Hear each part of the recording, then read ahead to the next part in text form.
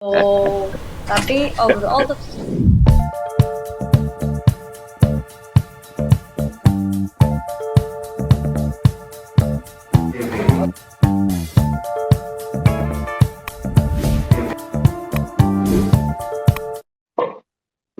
nah, sebenarnya kan bukan dihafalin ya. Kalau yang kita dapetin ya Pak Haji, bukan dihafalkan, tapi kita mengerti apa poinnya. Jadi saat kita udah tahu dan masuk ke dalam logikanya karakter, uh, ya pada akhirnya akan disiplin dengan skrip gitu.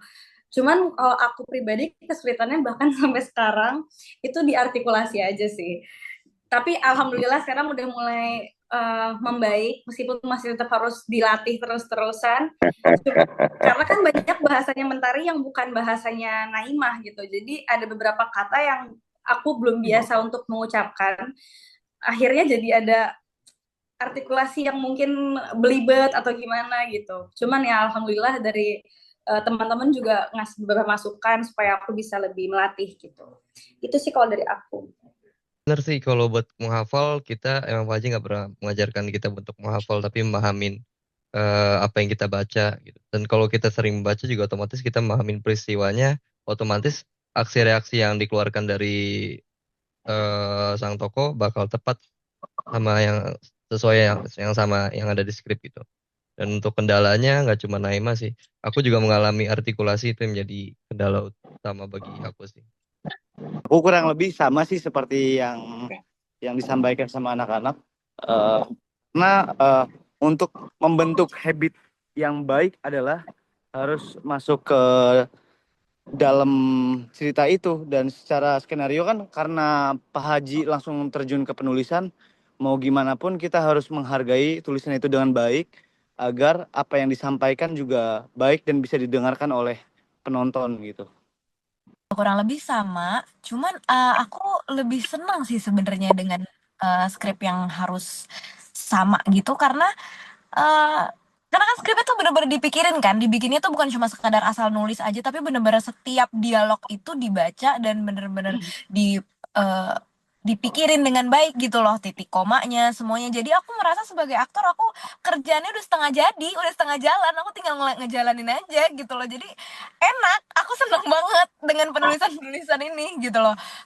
Dan aku bersyukur banget untuk dapat skrip yang segitu bagusnya dan aku tinggal mikirin gimana caranya aku bisa menyampaikan itu supaya apa yang tertulis dengan indah itu bisa dipahami oleh penonton, maknanya nyampe, pesannya nyampe, tapi untuk menghafal dan lain-lain seperti yang tadi dibilang nggak perlu dihafal dan skripnya udah bagus. Jadi aku malah merasa enak banget kalau bisa syuting kayak gini mulu, nggak syuting kayak gini mulu aja gitu. Udah setengah jalan, udah kayak maksudnya sebagai seorang aktor aku udah halfway through gitu loh.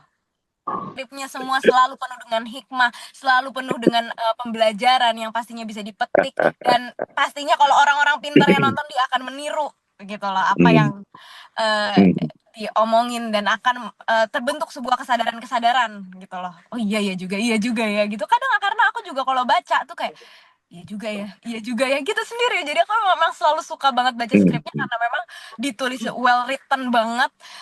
Semuanya tuh bener-bener ada rasanya, ada maknanya. Pokoknya Kenapa saya selalu pesan jangan diubah-ubah suka-suka kita. Karena skenario tadi ditulis sudah dengan bahasa karakternya.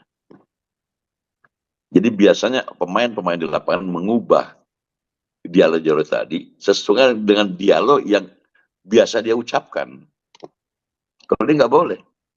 Karena dialog yang tertulis adalah dialog dengan gaya bahasa karakternya gitu. Agam nggak mungkin ngomong lo gue, pasti aku kau. Oke?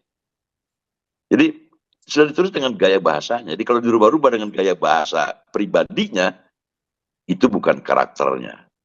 Bukan tokoh yang dimainkan, tapi dia memainkan dirinya. Nah, saya selalu katakan tidak boleh menghafal. Karena nggak ada pelajaran acting dimanapun, di buku apapun, guru apapun mengajarkan pemain itu harus menghafal. Nggak ada menghafal gitu.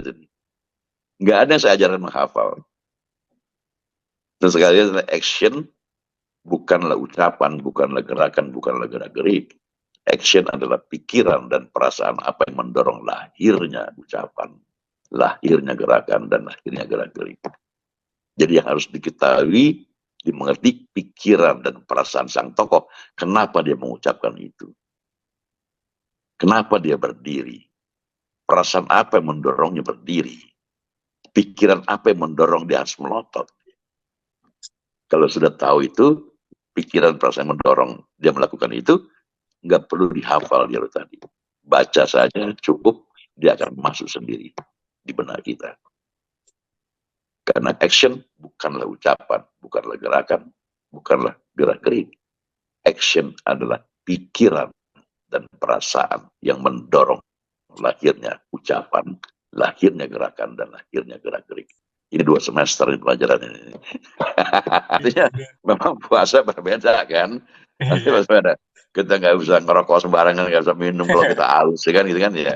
Artinya memang suasananya berbeda, tapi kita masing-masing bisa mengendalikan diri pasti.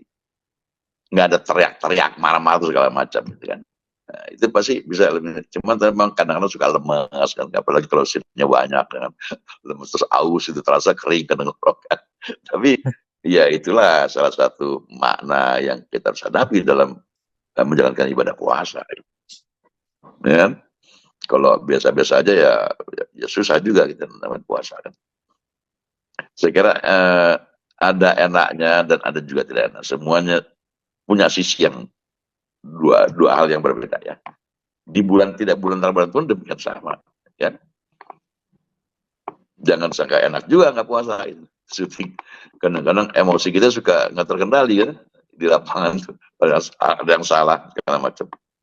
Nah, kalau di Ramadan semuanya terkendali. Tapi cuma lapar dan haus saja ya. Jadi sama berat. Aku ini kan pertama kalinya aku syuting di bulan puasa ya, jadi sebenarnya biasa aja karena kan ya puasa tetap puasa aja, syuting aja. Cuman bener kata Pak Haji, paling ya kalau scene-nya banyak jadi agak lebih lemes, pace-nya agak sedikit slow, tapi overall tetap aman aja sih karena kan teman-teman juga banyak yang puasa, jadi nggak ngerasa sendirian juga kan gitu. Berat rasanya.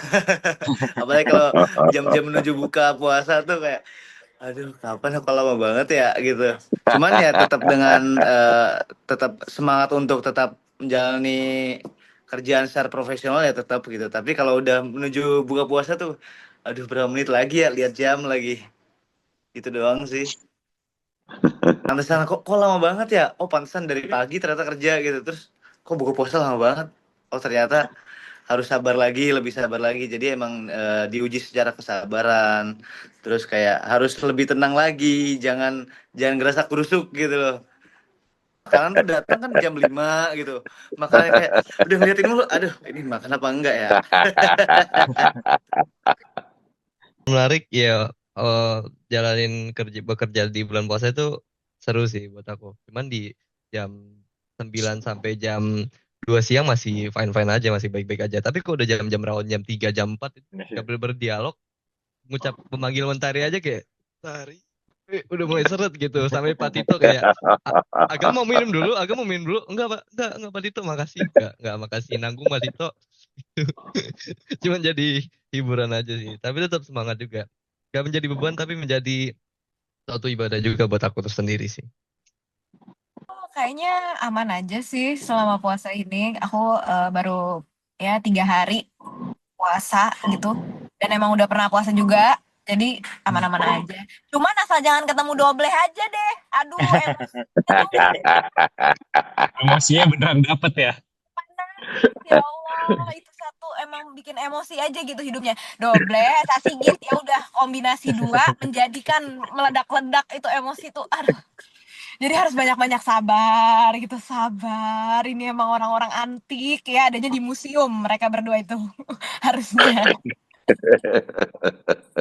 Ya paling gitu aja sih kalau untuk lapar dan hausnya ya haus, tapi ya namanya kan puasa gitu. Jadi ya harus dijalanin aja. Emosinya aja nih cuma. Emosinya sampai ke bawah.